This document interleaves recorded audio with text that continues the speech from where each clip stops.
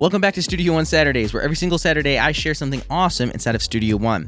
And today I'm going to show you 3 recording hacks that just makes your workflow that much faster.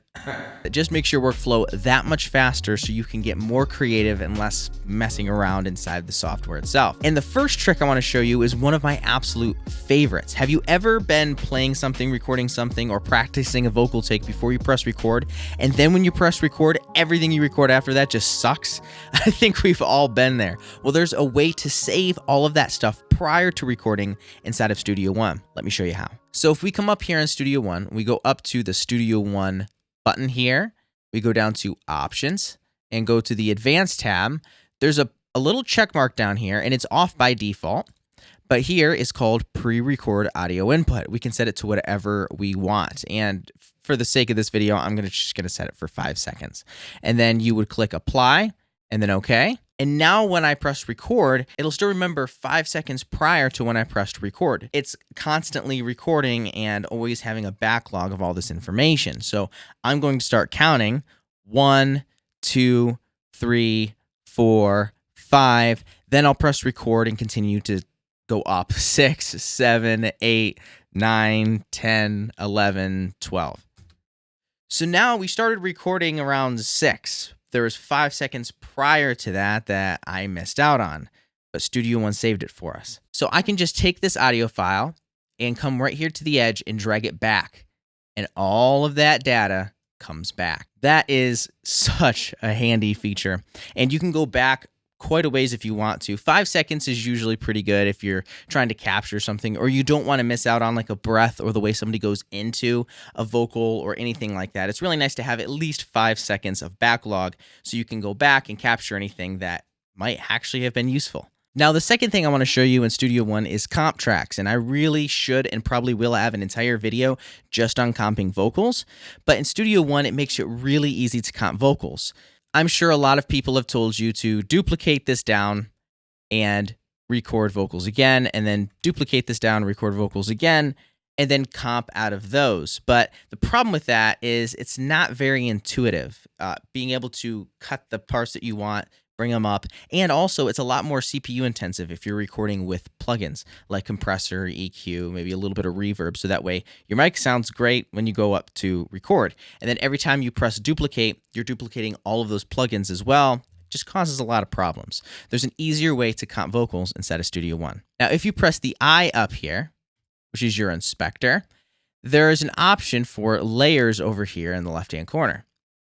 You can see that there is only one vocal layer. We can add a layer and add a layer and add a layer, as many layers as we want on top. So right now I'm just going to talk into the microphone and I'll show you all the different layers. 1, 2, 3, 4, 5. Now I feel like that was a pretty good take, but maybe we could add some more takes on top of that and then comp them together. So I'm going to come over here to the layer section.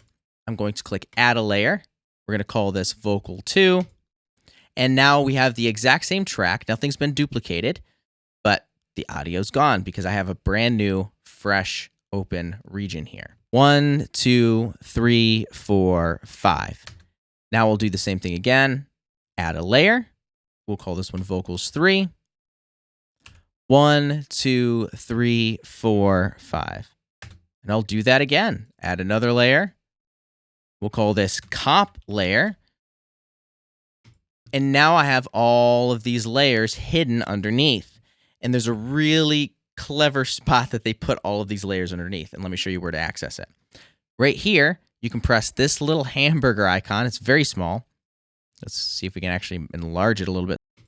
We can expand, and now we have all of these vocal takes underneath. Now we can treat these just like their own little tracks. There's a little solo button, and we can listen to each one. So I really like these 2 tracks down here, and I want to comp them together. Let me show you exactly how. So when you come down here to the layers section here, there's this little icon that shows up as your cursor. And you can select this, and it automatically brings that part of the vocal up to the comp track. Literally, that is the handiest thing ever. So we can take this part, I like this one right here, and I really liked this one and maybe this one down here. So now it has all of these comp tracks up here.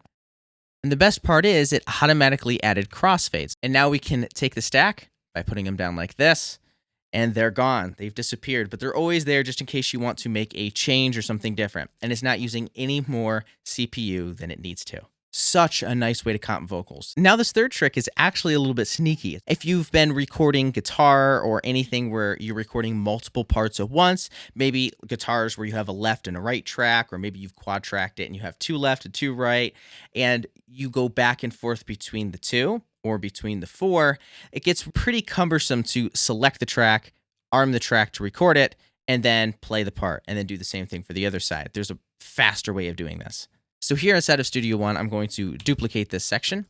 And right now, when I select between the 2 tracks, nothing changes. This stays armed and recorded here, and nothing changes between the 2. Now I can come up here to the gear icon, and there's a few sections here. For example, solo follows selection, instrument input follows selection, and audio input follows selection. So if I check this box here, audio input follows selection, now when I select the other track, it automatically arms it to record and turns on the monitoring option, which is just so handy. I don't have to select those buttons after. I just select the track and it automatically selects those buttons because that's probably what I want to do.